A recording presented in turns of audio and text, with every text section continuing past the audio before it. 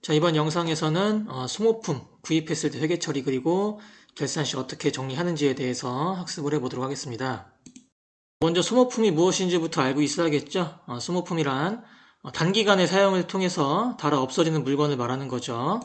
이러한 소모품의 예에는 연필이나 볼펜 같은 필기구 또는 빗자루 같은 청소 도구가 있는데 금액이 크지가 않겠죠. 뭐 빗자루 하나, 연필 한 자루 그렇게 비싸지 않을 거고 또 중요도 면에서도 다른 자산에 비해서 그렇게 큰 비중을 차지하진 않을 겁니다. 뭐 연필 한 자루 잃어버렸다고 해서 우리 회사가 부도 위기가 난다거나 그러지 않을 거니까. 그래서 소모품이라는 것을 구입했을 때 일반적으로 비용으로 처리합니다. 비용으로 처리한다는 얘기는 차변에 소모품비를 잡는다는 얘기죠. 그런데 소모품을 대량으로 구입했다. 만약에 연필 몇 년치를 한 번에 뭐 1억 원어치를 구입했다. 그러면은 단순히 비용 처리하고 끝날 게 아니라 자산으로서 관리가 돼야겠죠. 그래서 그런 경우에는 소모품을 비용 처리하는 게 아니라 자산 처리하는 건데 자산 처리한다는 얘기는 차변에 소모품을 잡는다는 얘기죠. 소모품은 구입 시 비용 처리도 가능하지만 때에 따라서는 자산 처리도 가능하다. 뭐 그런 내용이 되겠죠. 그런데 두 가지 방법을 동시에 사용할 수는 없겠죠. 왜냐면은 비용의 발생도 차변에서 이루어지는 거래고 자산의 증가도 차변에서 이루어지는 거래이기 때문에 우리는 둘 중에 한 가지의 방법을 선택해서 회계 처리를 해야 된다는 얘기입니다. 자, 그래서 우리 예제를 통해 한번 살펴볼게요. 자, 주국진이라는 회사가 소모품 100만 원을 구입했습니다. 대금은 카드로 결제했고요. 그런데 이 소모품을 구입했을 때 우리는 지금 자산 처리해라 라는 문제가 있습니다. 구입한 소모품을 자산 처리하라고 했으니까 차변에는 소모품이라는 자산에 해당하는 계정 과목이 와야겠죠? 그리고 대변은 카드로 결제했으니까 미지급금이라고 기입하면 되겠습니다. 어렵지 않게 회계 처리할 수 있는 문제인데, 자, 그런데 문제는 우리 회계에서는 내가 사용한 거에 대해서는 비용으로 처리가 돼야 되고, 자산이라는 것은 내가 안 쓰고 가지고 있을 때를 자산으로 처리하는 거예요. 구입 시에는 자산 처리하라고 했기 때문에 차변에 소모품이라는 자산으로 100만 원 전부 다 잡아놨지만 우리는 결산 시에 이 소모품 관련해 가지고 정리 분계를 한번 해줘야 된다는 얘기입니다. 그래서 내가 분명히 사용한 부분이 있겠죠. 샀으니까. 그래서 사용한 거에 대해서는 무엇으로 바꿔주고 소모품비라는 비용으로 바꿔주고 소모품이라는 것은 전체를 남겨두는 것이 아니라 안 쓰고 남아있는 부분에 대해서만 소모품이라는 자산으로 남겨놓는 회계 처리를 결산 시에 정리 분계를 통해서 실시를 해줘야 된다는 얘기입니다. 자, 우리 결산 정리 분계 예를 통해서 한번 어떻게 정리가 되는지 한번 보겠습니다. 자, 위에는 똑같아요. 방금 전 예제랑 똑같고요. 자, 결산 시 소모품 사용액은 40만 원으로 파악됐다라는 추가 자료가 제시되어 있고요. 자, 이 추가 자료를 통해서 정리 분계를 실시하는 건데 자, 우리 최초에 소모품을 구입했을 때는 100만 원 전부 다 뭘 잡았죠? 자산 잡았습니다. 이게 지금 100만 원 전체가 자산이라고 볼게요. 그런데 결산 시 파악한 바에 따르면은 40만 원만큼만 사용했다는 얘기가 있고요.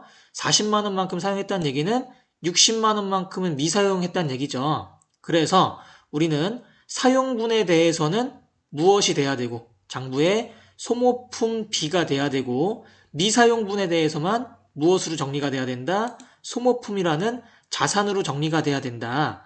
자, 이 추가 자료를 통해서 이렇게 정리를 해볼 수가 있겠죠. 추가 자료에서 정리된 바에 따라서 결산 정리 분계를 실시한다면은 첫 번째, 자, 먼저 소모품비, 우리 사용액이 되겠죠? 사용액 소모품비는 40만 원만큼 생겨야 되는 거니까 어느 변에 차변에 기입이 돼야 된다라는 거 정리가 되겠고요. 두 번째, 소모품은 최초에 전부 다 자산 잡아놨으니까 차변에 100만 원 적혀 있겠죠? 그런데 우리는 안 쓰고 남아있는 부분만 소모품이라는 자산으로 남아있어야 되니까 100만 원이 아니라 얼마가 60만 원이 장부에 기입돼야겠죠? 그렇단 얘기는 차변에 있는 소모품이 100만 원에서 얼만큼 감소가 돼야 된다? 40만 원만큼 감소가 되는 얘기죠. 왜? 안 쓰고 남아있는 미사용액이 얼마니까? 60만 원이니까. 그래서 소모품을 40만 원만큼 감소시키기 위해서는 자산의 감소가 되니까 어느 변으로 대변의 소모품을 40만 원 기입해주는 정리 분기를 하면 된다는 얘기죠. 그래서 정리된 내용을 바탕으로 정리 분기를 실시하면은 차변에는 소모품비 40만 원, 사용액이죠. 그리고 대변에는 소모품 40만원, 미사용액이 60이니까 최초에 구입했을 때 자산 처리한 100만원에서 40만원만큼 감소시키는 분계를 결산 시에 했다. 이렇게 볼 수가 있는 거죠. 소모품 정리하는 문제 한 번 더 살펴보도록 할게요. 자, 80만원 구입했고요. 비용 처리합니다. 그리고 결산 시 사용액은 30만원으로 파악됐습니다. 자, 구입했을 때 80만원 전부 다 비용 잡았다는 얘기죠. 그리고 결산 시 사용액이 30이란 얘기는 미사용액이 50이란 얘기죠. 그리고 사용액만큼은 무엇으로 해주고 소모품비로 해주고 미사용액만큼은 무엇으로 해준다? 소모품으로 해준다. 그럼 지금 같은 케이스에서는 어떠한 수정분계가 있어야 될지 한번 생각해 볼게요.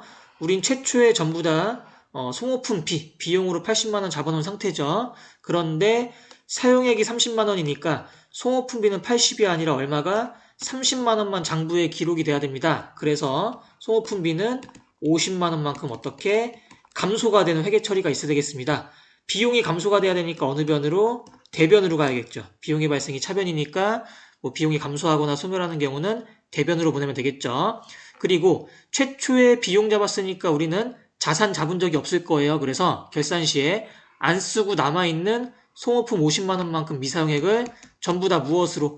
자산으로 잡아주는, 즉 자산을 증가시키는 회계 처리가 필요하겠죠. 그래서 분계를 하자면은 차변에 소모품 50만원 안 쓰고 남아있는 거, 그리고 대변에는 소모품비 50만원. 최초의 비용이 80이었는데 지금 50만원만큼 감소시키니까 소모품 사용액 30만원만 정리가 되는 그런 회계 처리가 필요하다라고 볼 수가 있습니다.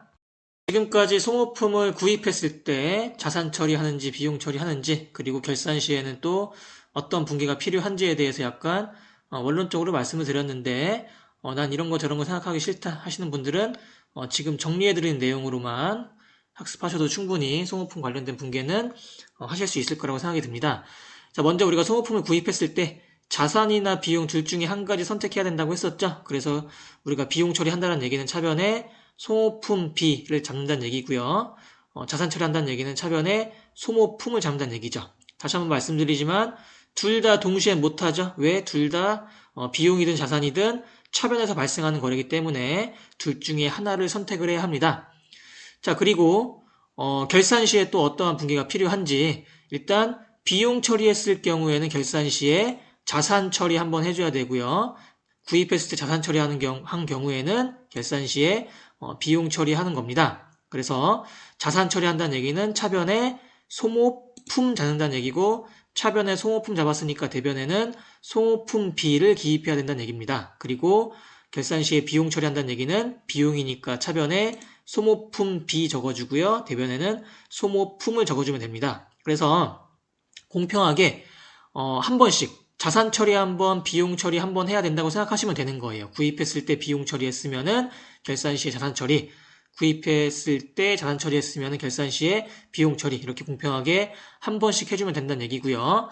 자, 마지막으로 이제 금액 적어야겠죠. 자, 결산 시에 자산 처리하는 경우에는 차변이 소모품이니까 금액은 미사용액이 와야겠죠. 당연히 자산이니까 안 쓰고 남아있는 거 적어야겠죠. 그리고 결산 시에 비용 처리한다는 얘기는 금액은 당연히 사용액이 와야겠죠. 차변에 소모품비가 적혀 있으니까 금액은 사용한 금액이 와서 마무리가 되면 되겠다. 이렇게 보시면 되겠습니다. 자, 이렇게 해서 소모품 정리하는 문제에 대해서 한번 학습을 해봤고요. 학습 내용 10분도 안 되니까 처음부터 학습하셔도 되고요. 아니면은 마지막으로 정리한 부분으로만 학습하셔도 충분하니까 소모품에 관련된 회계 처리 이제 문제없이 잘 하셨으면 좋겠습니다. 자, 영상 마치겠습니다. 수고 많으셨습니다.